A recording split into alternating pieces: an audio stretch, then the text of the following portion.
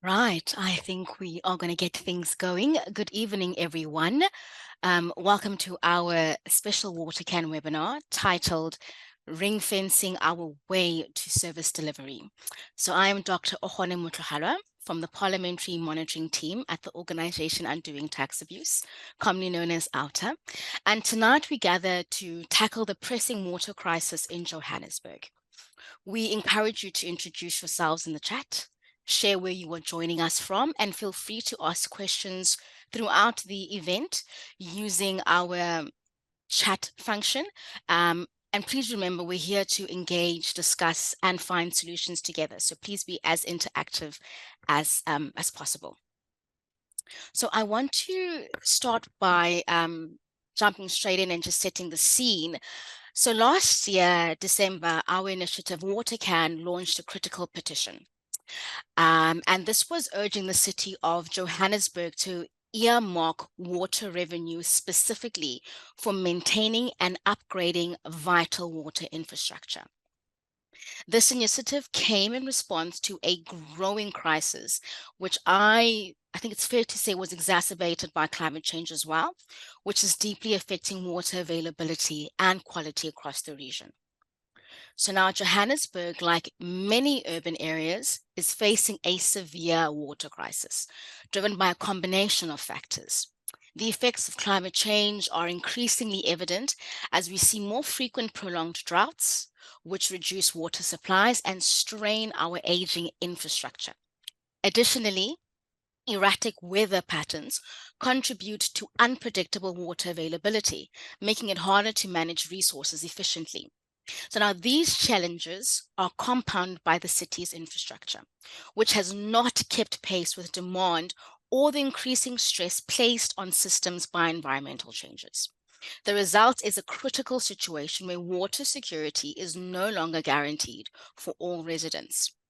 And so the petition that we launched last year to ring fence water revenue is a call of action aimed at ensuring that funds collected for water services are used directly to address these urgent needs. So, our goal tonight is very simple. It's not just to highlight these problems, but to discuss actionable solutions and the roles that civic engagement and informed advocacy can play in driving change. And so, by understanding the interconnectedness of climate change, infrastructure needs, and financial stewardship, we can begin to outline a path forward that ensures water security for all Johannesburg residents. And so, to assist in this charge, we have a team of elite panelists. So, joining us tonight to talk through everything with us, we have Dr. Farrell Adams. So, with over 20 years as a fierce advocate for environmental justice, Dr. Farrell Adams is currently the executive manager of WaterCan. Her extensive background includes impactful roles in organizations like Earth Life Africa and Greenpeace Africa. Farrell's academic journey includes a BSc in geology from the University of the Witwatersrand. So that's my alma mater. So look at you. An MPhil in environmental management from the University of Cape Town, and a PhD from the University of Johannesburg. And so her doctoral research focused on citizen science and environmental justice in South Africa's water sector, reflecting her dedication to empowering communities through knowledge and activism. Joining her in this charge, we have Miss Julia Fish. Julia Fish is the dynamic regional manager of Joburg Community Action Network, commonly known as Joburg Can, part of OUTA's initiative to enforce accountability in local governance. Her expertise in land use and municipal regulatory issues have been instrumental in fostering community involvement and ensuring government transparency. Julia's advocacy ensures that local voices are not only heard, but also integrated into the planning and development processes that affect them. And lastly, joining us tonight, we have Dr. Anthony Kaziboni.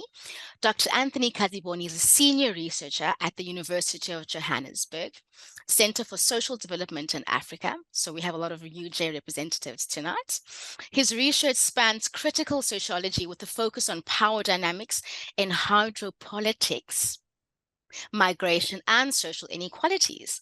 Dr. Kaziboni's insights have influenced policy and are aimed at fostering meaningful social change. His involvement in various professional circles underscores his commitment to both academic excellence and practical societal impacts. So thank you once again for joining us. Really look forward to the conversation. And I want to just jump right in. I want to start off with Dr. Ferro Adams. So I want you to essentially, we want to understand this crisis. We want to understand what's happening in Johannesburg's water infrastructure and the critical need for this financial safeguard through ring fencing. Can you please unpack that for us? Thank you, Ofone. And of course, I think I'm hiring you as a personal person to sell me, but that was a nice introduction. Thank you very much. Good evening, everyone. And I think, to your question, the reality is many of us are sitting in Johannesburg or Gauteng, and we tend to think that this water situation is here and we are facing it. But across the country, towns and villages and cities have been experiencing a water crisis for a number of years now. And so that's why when we look at what is happening in Joburg, we need to remember that this is now giving us a snapshot of what is going on in the rest of the country. And I think that on a daily basis, we are dealing with people from all over that are actually having issues around both in terms of access to water. So, the fact that we still have just over 50% of our population that have a tap in their home. And that percentage is reduced when we think of all the outages. So you may have a tap in your home, but it may have no water in it. Or then, worse still, is the fact that you may have a tap with water, but then you can't drink that water. And that is what we're seeing in many parts of the country. Nelson Mandela Bay, Free State, Mpumalanga, the list goes on. There isn't a place, KZN, where you can go to a province and say that they can safely drink their water from the taps. In the big metros, yes. Like Johannesburg, you can. In Durban, you can. In Cape Town, you can. But as you move out away from those centers, you can't.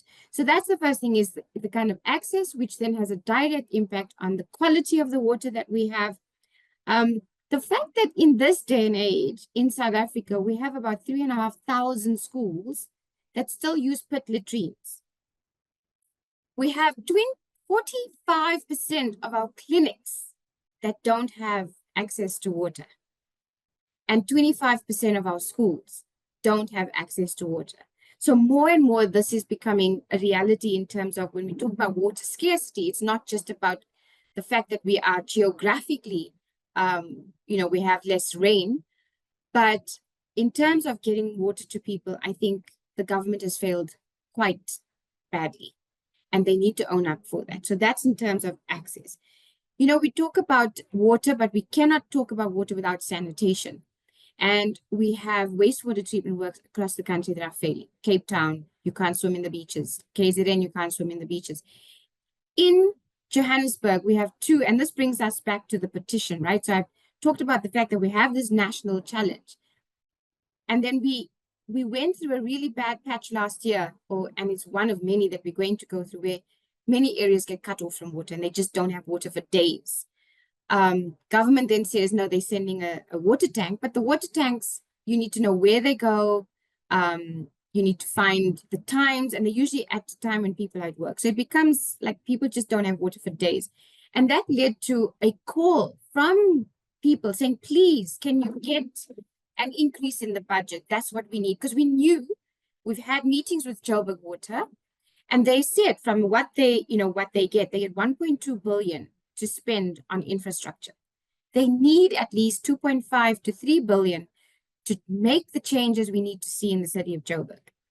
And that's how the petition came about. We then ran that petition.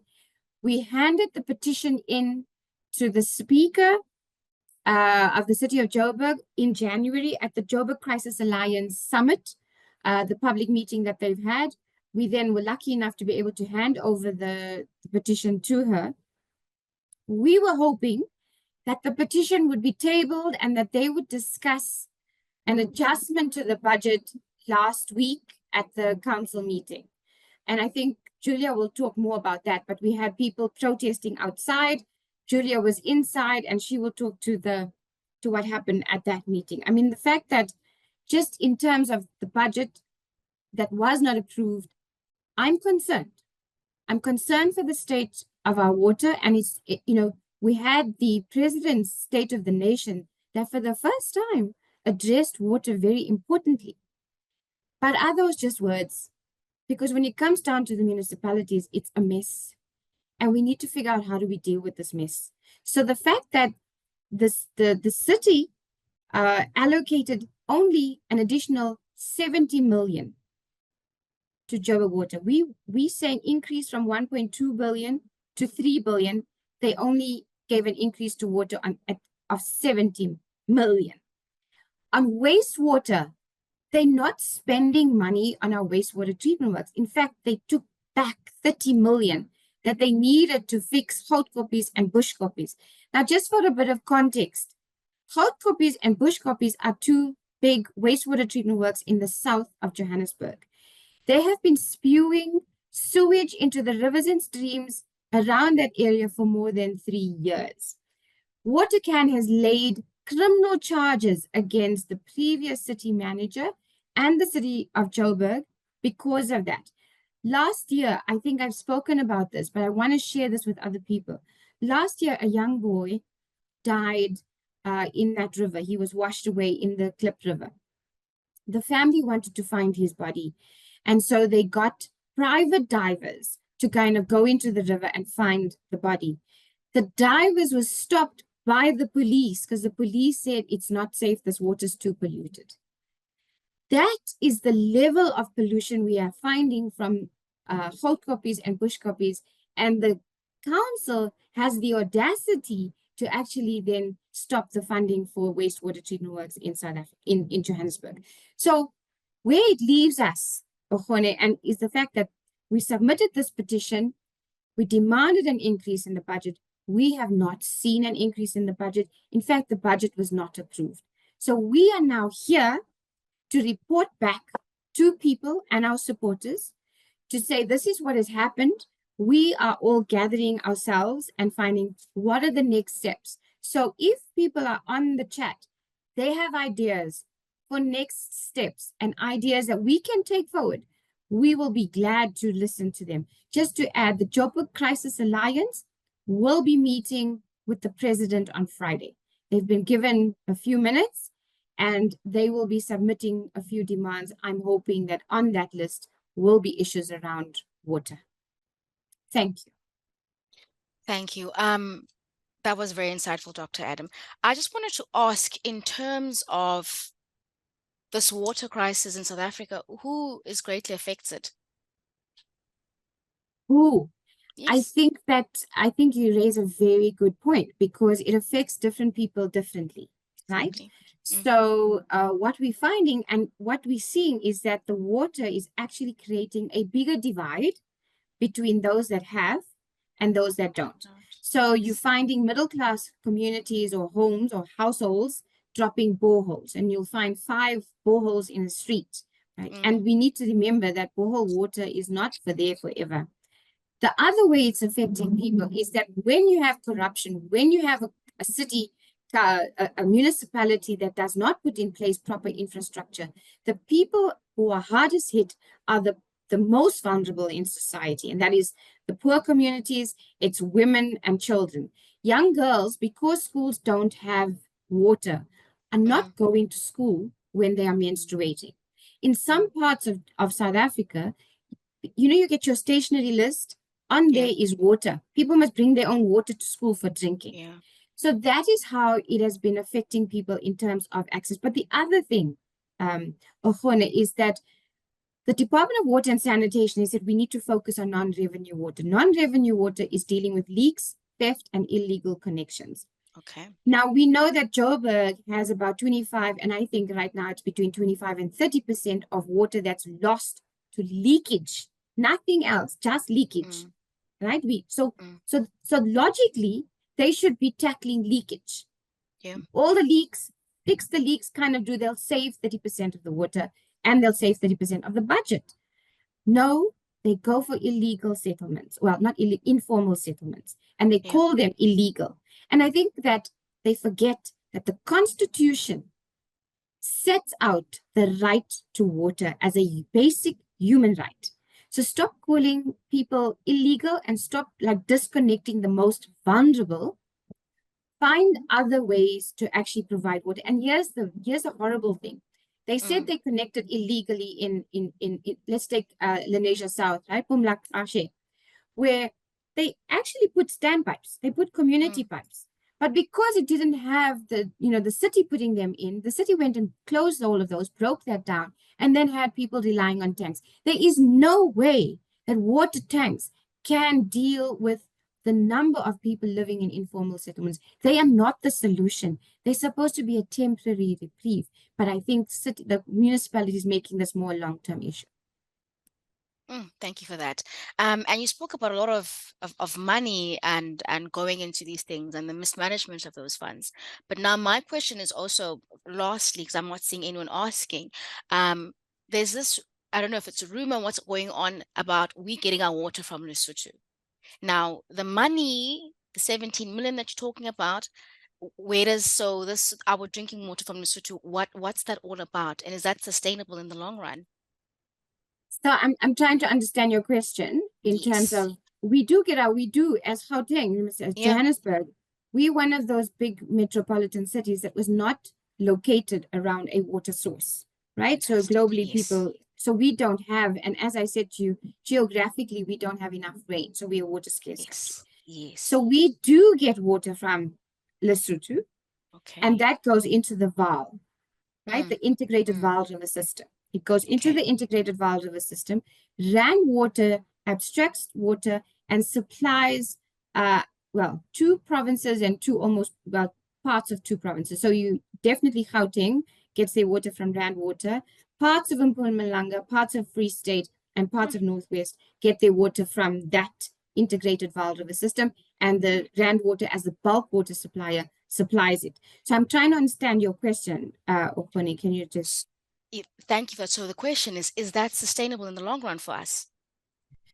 So I think because in the region, we generally need to start being more aware and change our relationship with water. So you're right. It's not sustainable in the long run because it's not going to be that we can just keep building dams and keep getting water from Lesotho. Exactly. If they dry out, the same region, the same geographic and climate change issues that we face, they're facing. So it's not. We have to learn to use water better and save water. So it doesn't make sense for every household to drop a borehole. It's not sustainable in the long run. They're going to spend their money, but those boreholes will run dry. Oh, okay. Thank you. And you spoke about a petition. And speaking of that, I want to now ask Ms. Fish. You went to this recent council meeting. What were the outcomes? And could you please outline the necessary actions and the way forward for this petition exactly? Thank you very much, Afone. Thank you, Ferial, for really laying out the scene of what's happening in the city of Joburg. To dive straight into what happened at that council meeting and why the petition was particularly targeted at the interim budget is because the way that the city's budget works is it's split into two things. It's one, an operational budget, and that looks at the running costs of staff and infrastructure and administration. And then you've got your CapEx budget, which deals with the capital investment in large infrastructure projects. And what really needs to happen is specifically with the development plan that has been placed in the city of Joburg under multiple schemes, like there's something called SPLUMA, which is a national scheme, and then closer to home, we've got the nodal review, which really looks at how we want to grow and develop the city, which is necessary for the amount of people moving into it. We've heard a lot about migration into the city of Joburg. We need to build more reservoirs, we need to build more infrastructure, and like Ferial said, we can't look at water without looking at sanitation. And that will need more water treatment plants and of course just the sanitation pipeline systems within suburbs. Some of those are really old and some of them haven't got them at all. We're still looking at what are considered major parts of the city, like sections of Midrand, which is still deemed to be agricultural plots and are running off septic tanks. So all of that kind of infrastructure needs to be put in. And the budget capital part of it is supposed to address that need. Then the major part that we're calling for is the ring fencing of the budget for maintenance. 8% of all of the assets owned by an entity like Joburg Water is supposed to be spent on, like the value of that asset is supposed to be spent on maintaining it. Within the city of Joburg, we're lucky if we've reached 3% in the last 10 years. That is a systemic underfunding of the water infrastructure. We're also obviously seeing it in other entities like electricity. And because of that, that's where the 30% leaks come in. But what we're also seeing in terms of not just the 30% of leaks, about 45% is non-revenue water. And that also includes people who aren't paying. And that non-paying structure, there's no recognition from the city that just increasing tariffs and forcing people to pay more means that they're already a tapped out community that do not have the finances to reach these new objectives. Joburg Can released a report last year on the Free Basic Services grant, which comes from National Treasury, that's supposed to fill that gap. And they are funded by National Treasury off the back of Stats SA numbers to the tune of 1.1 million households. They're supposed to get a free basic allocation of water, a free basic allocation of electricity, and have things like their refuse removal and rates brought down to a manageable level.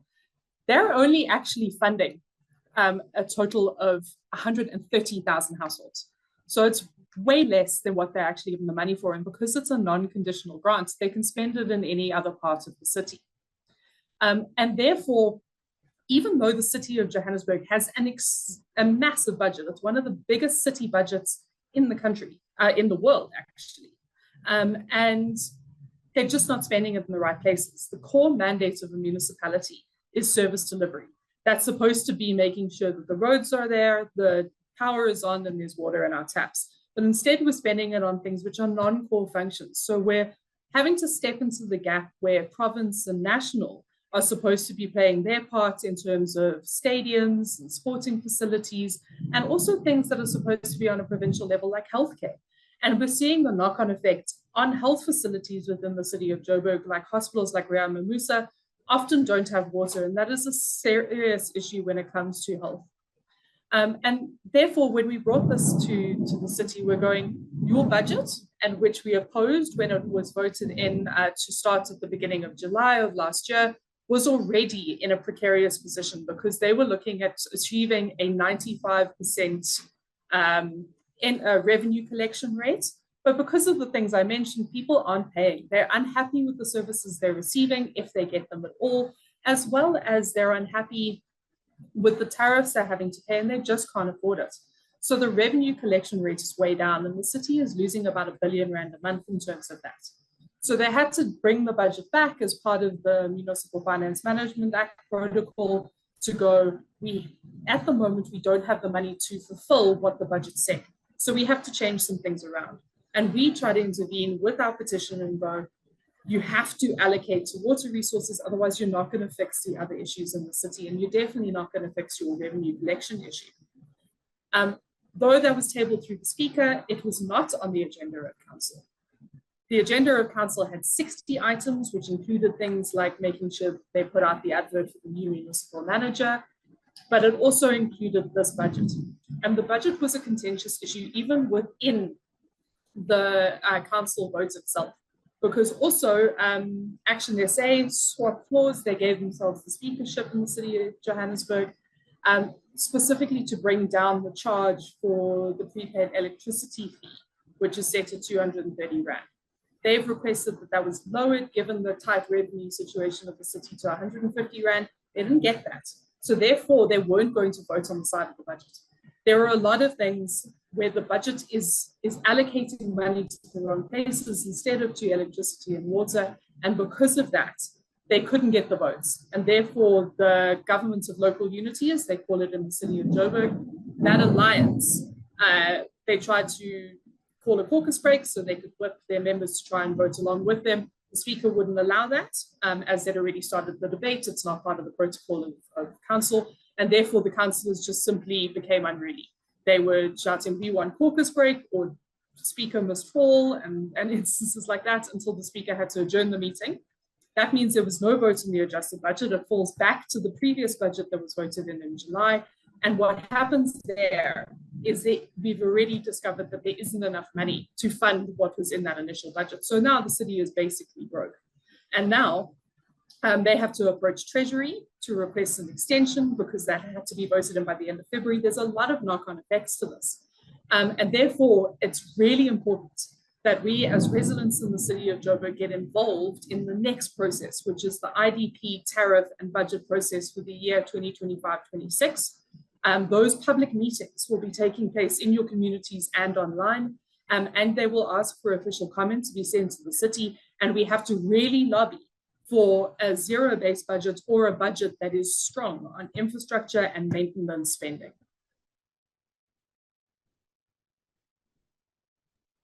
Sure, Ms. Fish, that is something else. You guys seem to be doing a really, really great job there.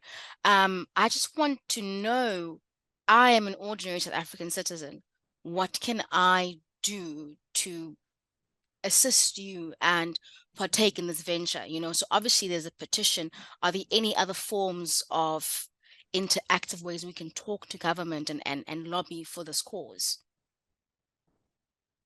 As Farrell said, I think one of the best steps and one of the most meaningful steps that both WaterCan and Joburg Can have been lobbying for some time is presidential intervention into the city of Joburg.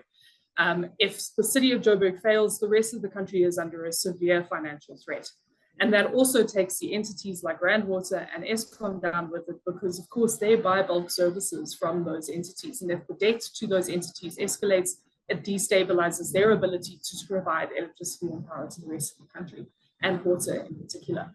So it's incredibly important that we ensure that there is oversight and accountability to the people in the city of Joburg, and make sure that there is serious intervention, not just by province, because unfortunately we've seen that they are very much part of the problem, with other problems happening with municipalities across the province. And he has to intervene, and certainly what we're calling for is the ring fencing of that budget. So we need to step in as residents, make our voices heard, either through joining WaterCan on their protests outside the city council, or ensuring that we are lobbying our ward councillors to vote in the right way and participate, join up for the WaterCan newsletter and find out about the different interventions that we are hosting, and really get behind a lot of this stuff, because there are specific mechanisms in law that we're trying to pull to make sure that this kind of action is seen as urgent and immediate. Obviously, we've got the G20 in the city of Joburg coming up. Management of the city. Sorry, lightning. My rice has already been struck by it this evening. So we've got presidential intervention, but we've also got to show people when they're trying to host big events like this, that they cannot forget the residents of the city. That is basically just a platform or a stage for these places, and really lobby to have good, consistent service delivery, not just at these flashy times. And we can do that through civil disobedience. We can do that through mobilizing our communities. We can do that through connecting to our neighbors and ensuring that we're speaking with a consolidated voice. Fantastic. And ideally, and maybe this is a tough question to answer, ideally your ballpark in terms of the amount of money we would need for this specific need. What are we ideally looking at? Like what's our utopia here? Really looking at, as I said, the system has been underfunded for some time. So the infrastructure backlog in the city of Joburg is sitting at about 90 billion. So there is a lot of money that needs to come into the system. Therefore, we need to facilitate a lot of public-private partnership in order to make that investment happen. And obviously people are, from not just residents, but from organized business, are very concerned about stranded assets and the investments that they've made into the city. So they're really wanting to come to the table and partner with the city and with government on a national level to make sure that this infrastructure happens. So it's about 90 billion to kind of completely get us to a position where the system is stable.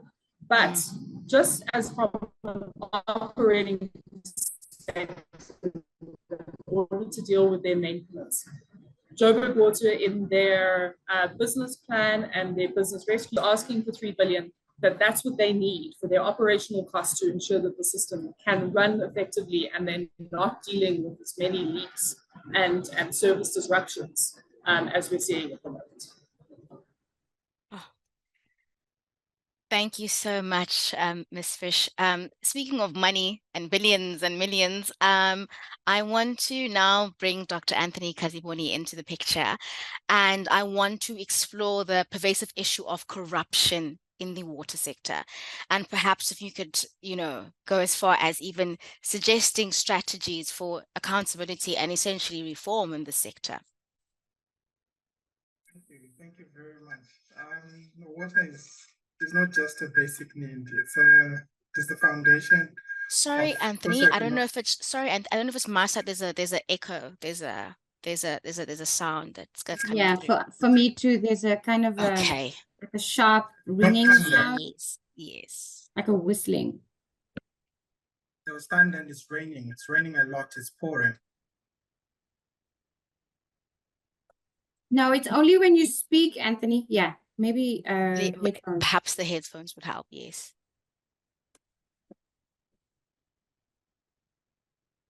Mic check. Can you hear me? Fantastic. Please proceed. Okay. Thank you. I dislike looking like a DJ in such events. So as I was saying, water isn't just a basic need. The issue of corruption is very, very critical, particularly in the post-apartheid landscape. Before I unpack it, I think it's always important for people to know who I am and what I actually do. I'm a senior researcher at the University of Johannesburg's Center for Social Development in Africa. And there we conduct rigorous research, which is applied in nature, and we attempt to resolve problems and make recommendations towards policy based on empirical findings.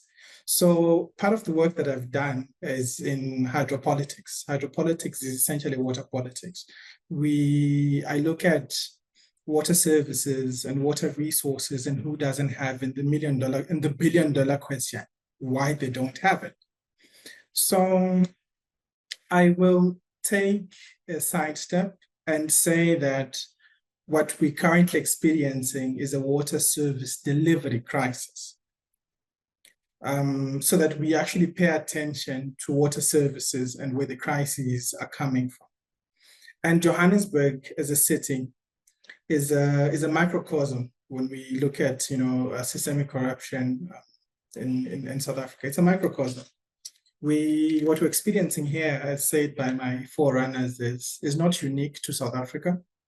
And in terms of who's experiencing the lack of access to water, this manufactured or invented water scarcity, it's people who look like me and you, Ogoni, Black people.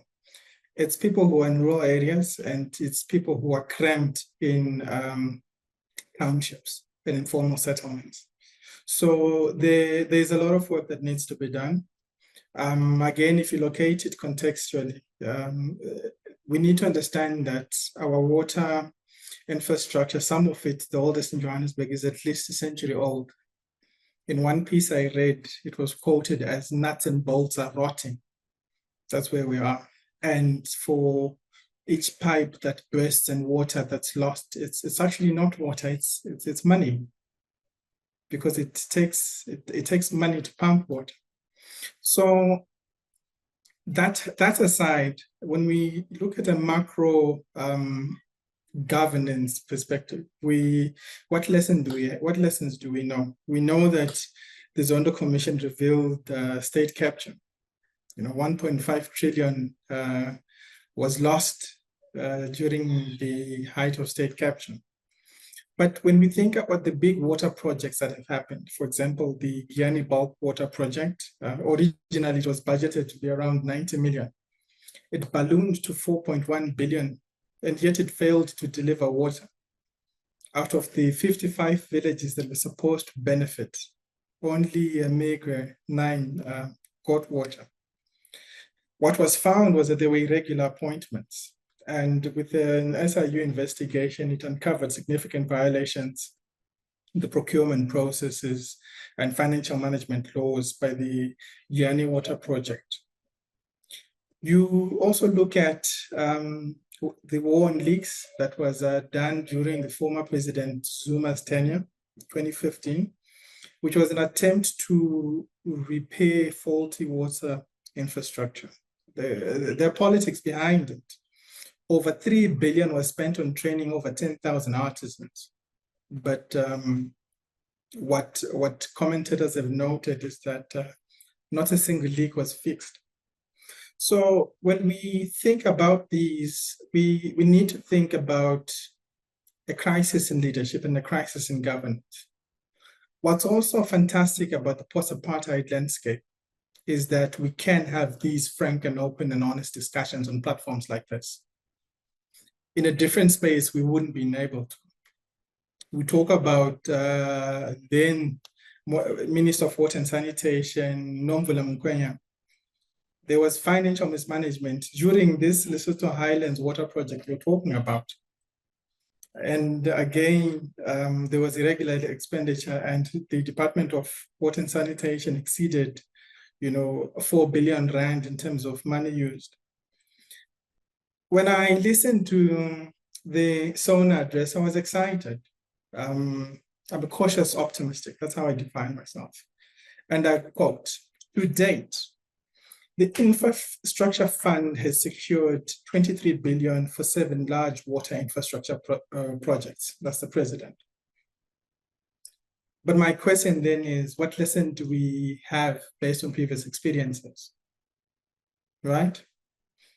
What lessons can we take? Already we know how the water sector operates. Tendering system is broken.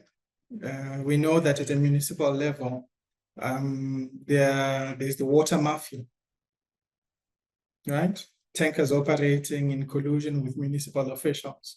So looking at this 23 billion, it sounds like it's a lot of money, but everything always needs to be put in context. I liked the question you asked, Julia, just before. So what does it mean in terms of money, right? That's the question. What does it mean? What's 23 billion? Where are we? What is the extent of the damage? So a lot of necessary repairs and maintenance have not been done for quite a long time. We lack the expertise, the skill set.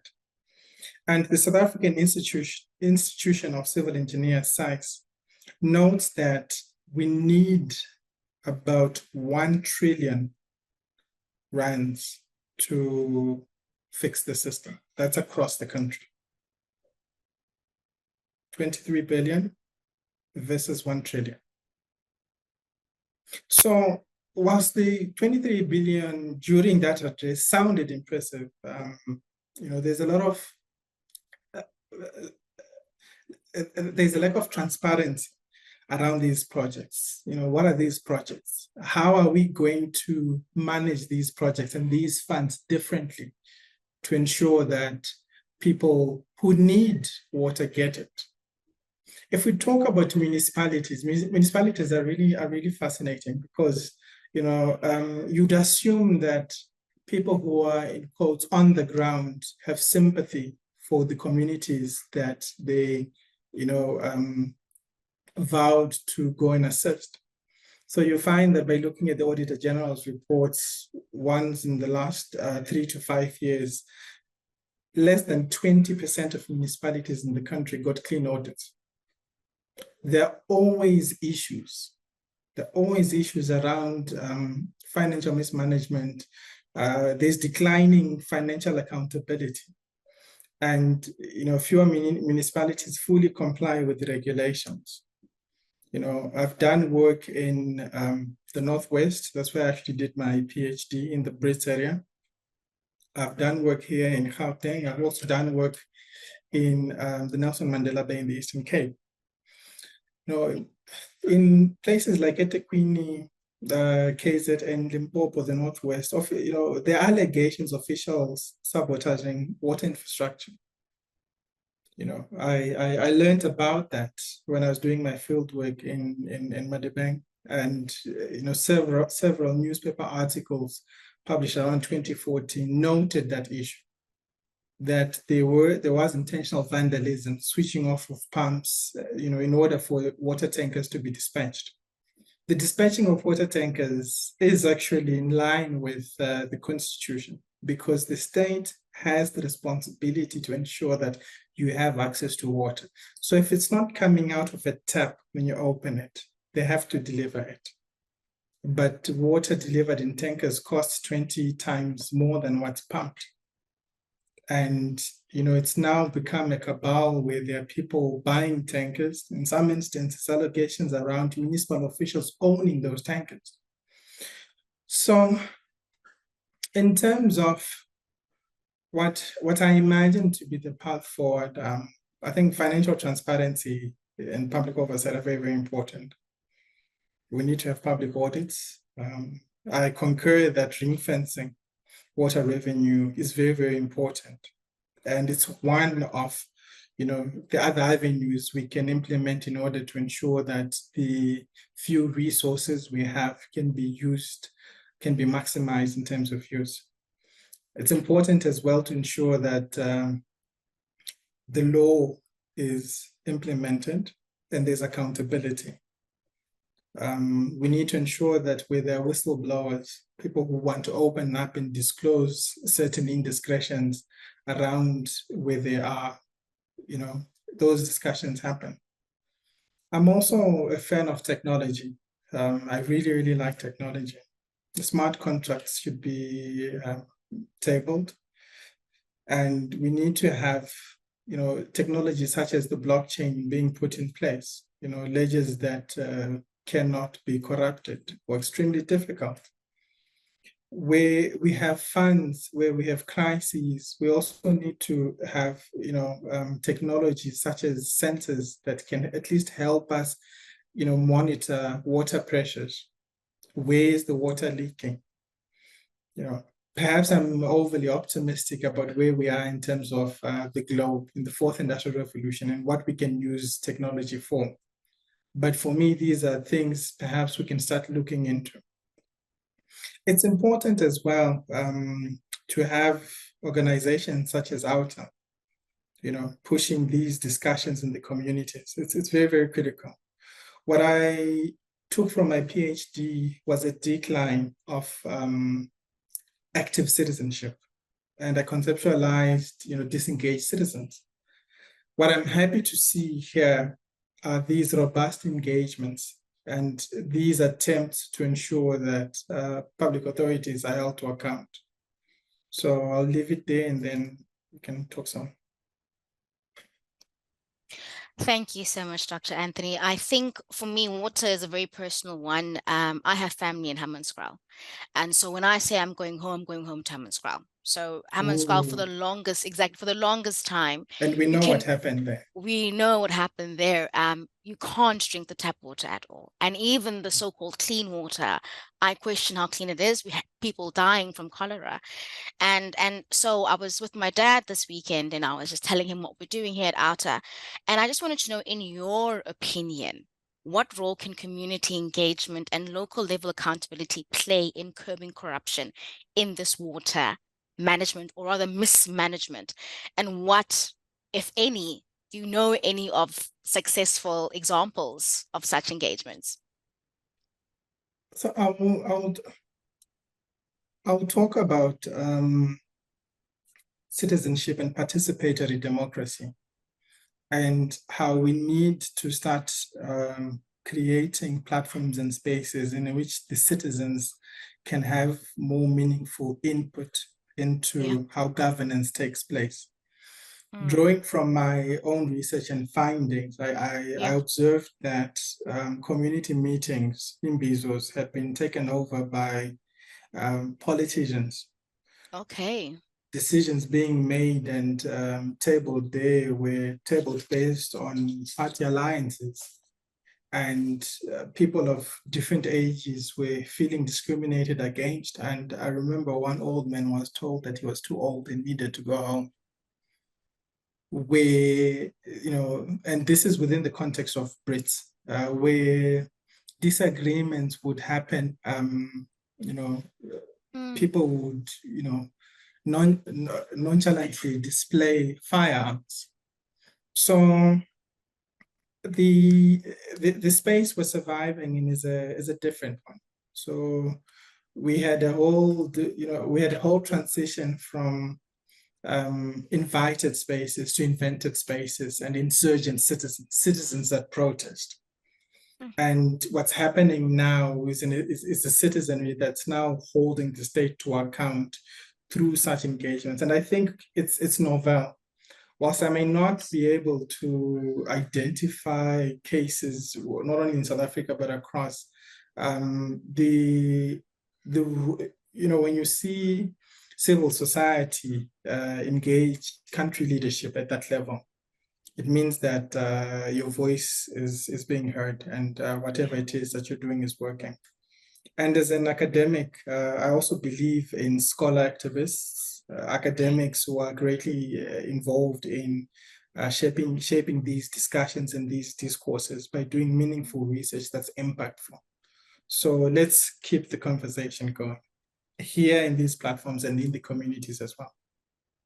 Thank you. We have about 12 minutes left. I want to open the floor for any questions on the chat. I don't see any takers. Please, we really want to.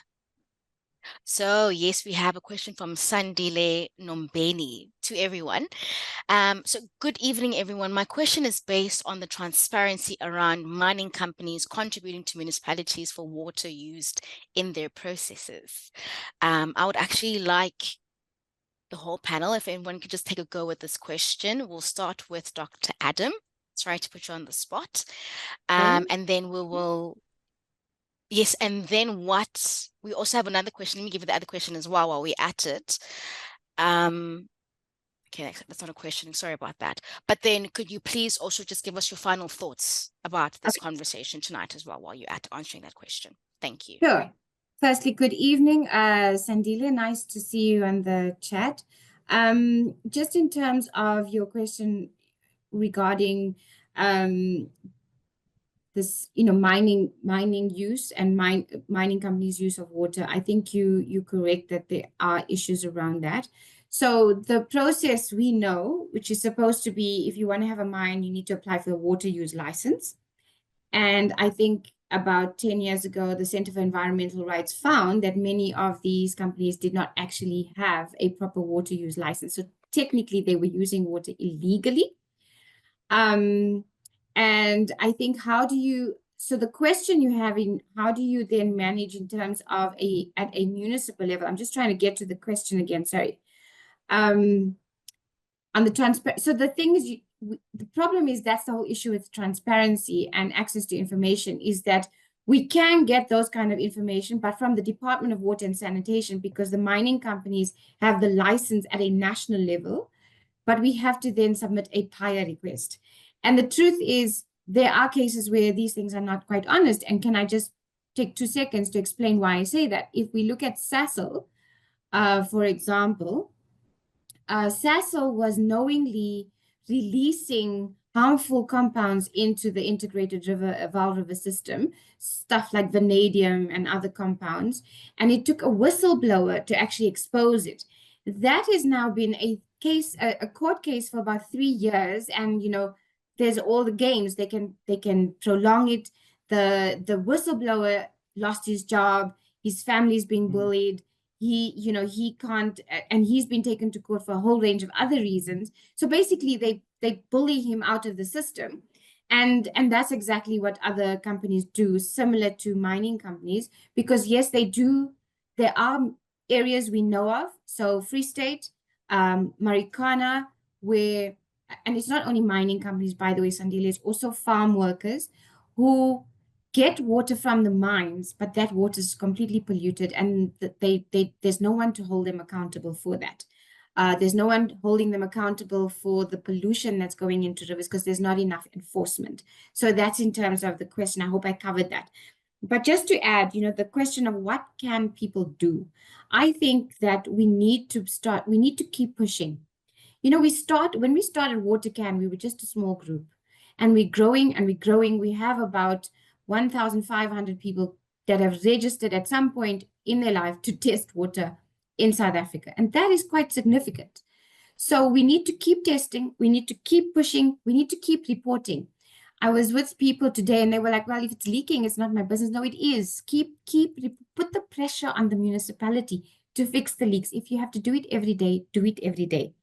We need to use those things. And I find it in all the WhatsApp groups I am in, and I have a lot of, communities becoming quite aware of their rights, quite aware of when municipalities need to actually do their job. And they're pushing, whether it's through residents associations, community structures, marching to municipalities, using water cans, testing kits to show that the water is polluted, and then also marching to get that.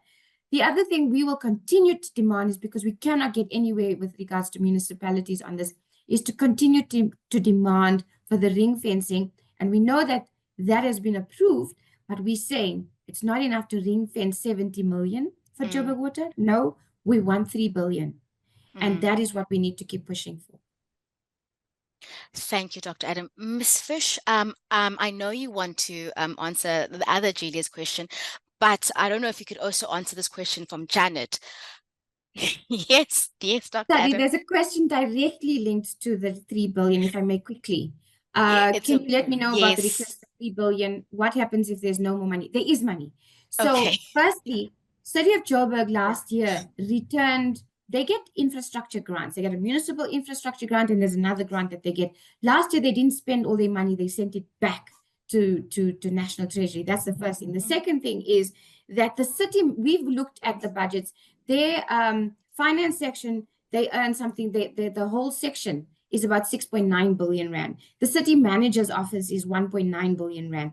We're saying that those amounts can be reduced. So, when it comes to finding VIP bodyguards, the money comes. When it comes to water, then they say, oh, there's no budget. Sorry, I don't buy that either.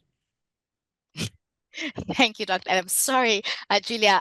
Janet's question is: we aren't going to suddenly find 90 billion. So where do we start? Sewer systems, water supply, the pipelines, the pumps, etc., etc. It's such a huge problem, and Joburg residents will be at the end of the line. Does anyone see the light at the end of this tunnel? Please, your thoughts there, Ms. Julia. Absolutely, and I think this ties into a very informative question by Julia Evans further up in the chat as well.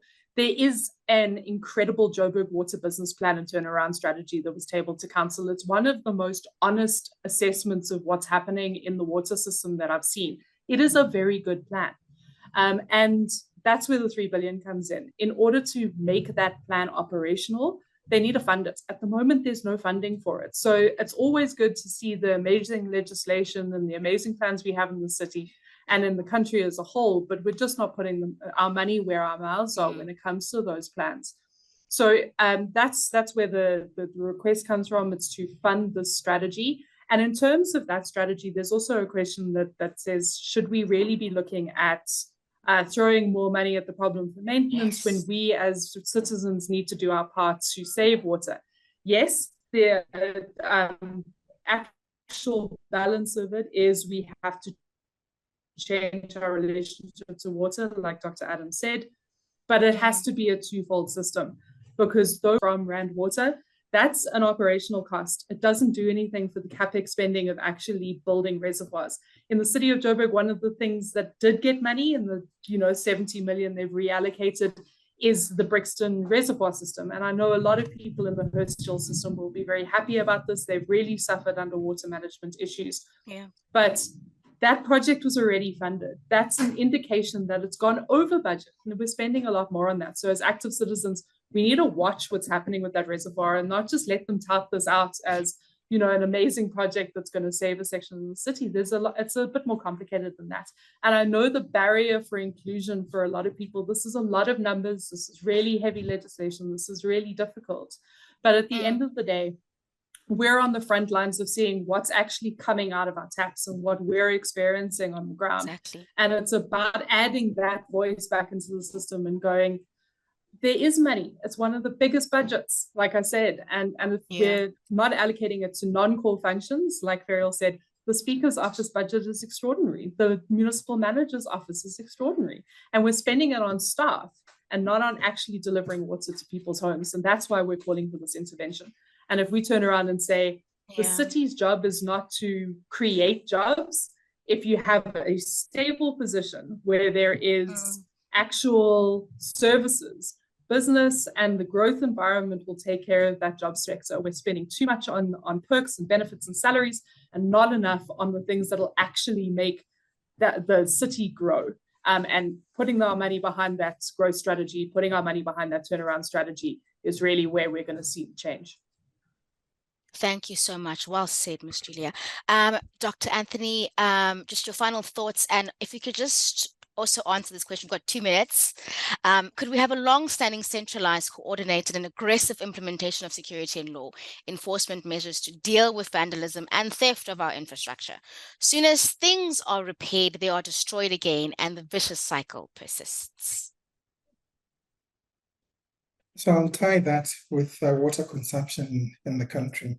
So as noted in the discussions, about 40% of our water is qualified as non-revenue water. Non-revenue water is water that's lost through leaks and it's water that's not billed. So people make their own connections into the system and get water. That's non-revenue water. Given that you realize that South Africans and South Africa, water consumption per capita is actually quite high. It's over 200, and yet the global average is around 170.